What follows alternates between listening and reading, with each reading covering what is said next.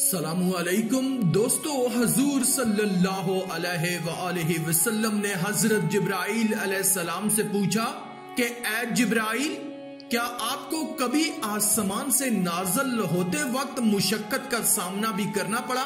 حضرت جبرائیل علیہ السلام نے عرض کی، ہاں، 4 موقعوں پر یوں ہوا۔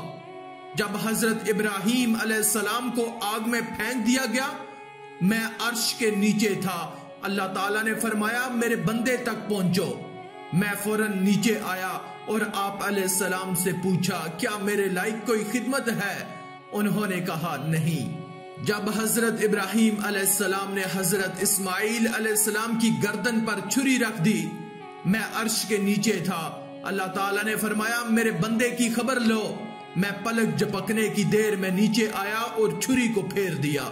جب کفار نے آپ صلی اللہ علیہ وآلہ وسلم کو زخمی کر دیا، غزوہ احد کے روز دندان مبارک شہید کر دیے گئے، تو اللہ تعالیٰ نے مجھے فرمایا میرے حبیب صلی اللہ علیہ وآلہ وسلم کے خون مبارک کو تھام لو، اگر خون مبارک کا ایک قطرہ بھی زمین پر گر پڑا تو وہ نباتات اور درخت نہیں اگائے گی۔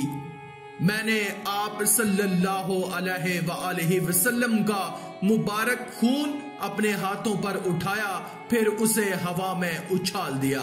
جب حضرت یوسف علیہ السلام کو کنویں میں پھینک دیا گیا تو اللہ تعالیٰ نے فرمایا میرے بندے تک پہنچو۔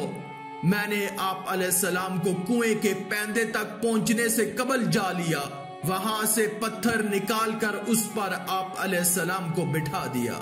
سبحان اللہ، یہ تھی حضرت جبرائیل علیہ السلام کی رفتار۔ آخر میں اللہ رب العزت سے دعا ہے کہ اللہ ہمیں نیک اعمال کرنے اور برائی سے بچنے اور بچانے کی توفیق عطا فرمائے، آمین یا رب العالمین۔